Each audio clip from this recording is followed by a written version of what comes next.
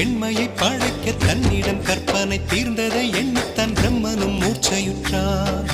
அவளின் நாசிக்குள் நுழைந்த காற்று உயிரை தடவி திரும்பும் போது மோட்சம் அடைந்து ராகங்கள் ஆகின்றதே.